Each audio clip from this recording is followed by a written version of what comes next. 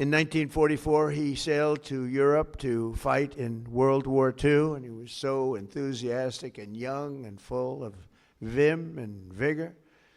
Roddy soon found himself on the front lines of the Battle of the Bulge. That was a big one, massively outnumbered by enemy forces. His 1,200 soldier unit fought valiantly until they were completely overrun. The force was massive on the other side, many times the number.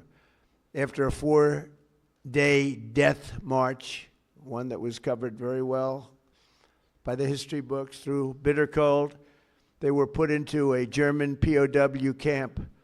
Roddy was the top-ranking infantryman in the camp. He was number one, meaning he was responsible for the lives of his fellow service members.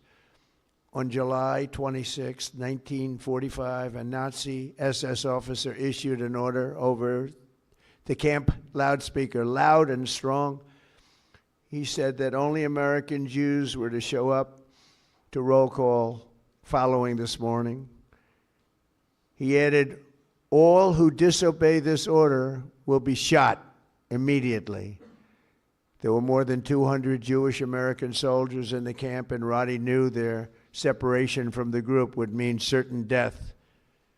So that night he summoned his team and devised a plan. The next morning, all 1,200 American men fell in line together, shoulder to shoulder. Enraged, the Nazi commandant rushed forward, drew his Luger pistol, and pressed the barrel between Sergeant Edmonds' eyes. He barked at Roddy. They cannot all be Jews, he screamed loud and again, and staring straight back into the raging face of evil. Sergeant Edmonds replied fearlessly, we are all Jews here. The Nazi officer lowered his weapon and the soldiers erupted in cheers. With total disregard for his own life, Roddy had saved over 200 of his fellow service members. Their camp was liberated 2 months later. We're honored to be joined today by Roddy's son, Chris. Please stand up as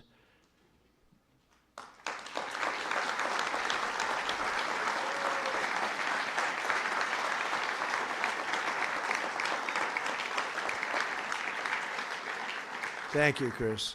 Today your father gets the honor he so courageously earned, and really amazing, right? It's an amazing story.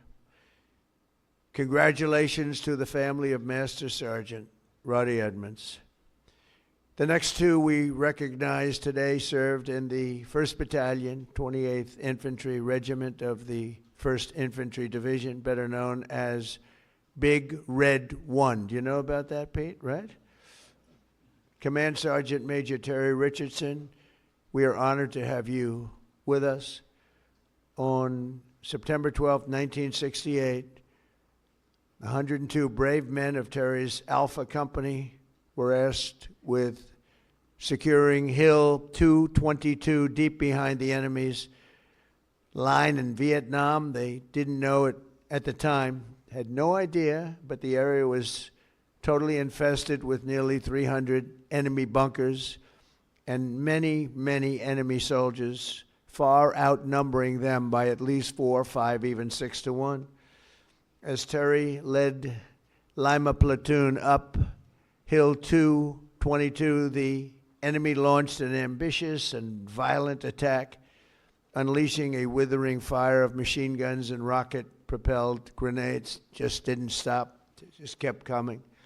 Pinned down in hell on earth, Terry summoned unimaginable courage. 3 times he exposed himself to enemy fire to rescue severely wounded comrades, and 3 times he dragged them back to the group.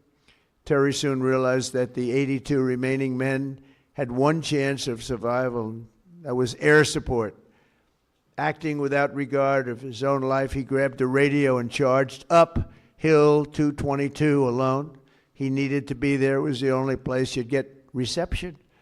He withstood a storm of enemy bullets, eventually reaching the top, where he spent the next 8 hours calling in tactical strikes, completely exposed. An hour in, an enemy sniper shot rang out and the bullet tore through his right leg violently. He was in bad shape, but Terry disregarded that and pushed through. And after 7 more hours of calling in American fire from above,